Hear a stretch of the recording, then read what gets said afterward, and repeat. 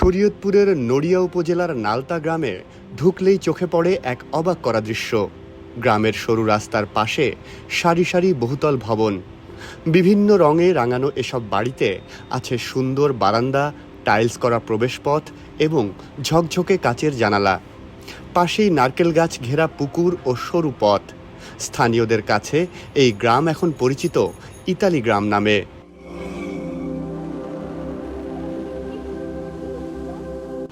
গ্রামের বাসিন্দাদের দাবি, প্রায় ৯০% পরিবারের কোনো না কোনো সদস্য বর্তমানে ইতালিতে বসবাস করছেন। গত ৪ দশকে ইতালিমুখী অভিবাসনের প্রবণতা এই গ্রামের সামাজিক ও অর্থনৈতিক চেহারা পুরোপুরি বদলে দিয়েছে। স্থানীয়দের কাছ থেকে জানা যায়, ৮০-র দশকে ভয়াবহ বন্যা ও নদী ভাঙনের কারণে জীবিকার সংকটে পড়েন অনেক মানুষ। উন্নত জীবনের আশায় তখন কিছু পরিবার ইতালির পথে পাড়ি জমায়।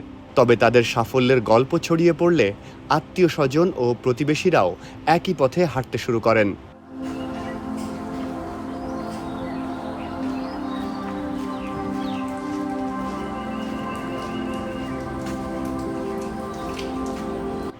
বর্তমানে গ্রামের অসংখ্য পরিবার প্রবাসীদের পাঠানো রেমিটেন্সের ওপর নির্ভরশীল। সেই অর্থে তৈরি হয়েছে আধুনিক বাড়ি, কেনা হয়েছে জমি, অনেক পরিবার আবার ঢাকাতেও বাড়ি নির্মাণ করেছে।